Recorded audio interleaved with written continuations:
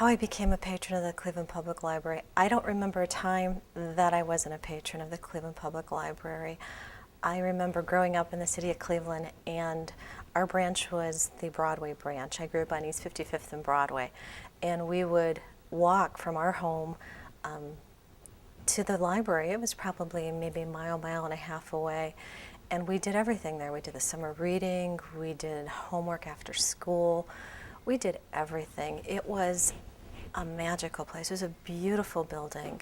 And I remember the librarians, especially during summer reading, you know, they'd have the games and they'd have, you know, the stars. And, you know, I was one of those kids that I couldn't wait to go and talk to the librarian and tell her what I had read, because that was part of the summer reading program. Is not only did you have to read the book, but you had to then kind of give a mini book report. And I loved that. I loved talking books. I still do. But I think that was one of the best things about having a branch in the neighborhood.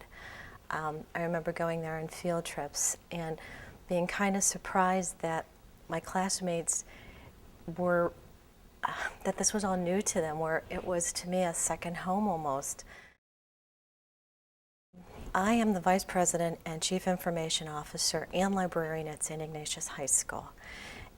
In that capacity, I run the library at school, but I also am in charge of the technology component for our school as well. So I take care of information that is coming in, you know, via technology, and I take care of making sure that we have a well-stocked, well-used library for our students, for our faculty, for our staff that really serves their needs academically and supports the curriculum and supports the students in their further learnings. I don't think I would be in the position I am if I hadn't been a library user from the early age. I see the value in the library, and I share that with my students, and I share that with my family. You know, growing up as a child of immigrants, the American dream is always to do better, to do more. And I really think that having a public library is such a vital component to help people become that and help them become the person that can do more and to give back. I don't think that at any given time you shouldn't give back. And I think that, you know, public libraries they do that for all of their patrons. I really do. What I use the Cleveland Public Library most for right now, is the downloadable books. I have a Nook, and I bought a Nook specifically because of the ability to transfer library books to my reader. It's wonderful. I can go on to the Cleveland Public Library website. I can search just my ebooks. I can search what's in stock if I'm running out of something to read and I don't want to wait and be put on a list.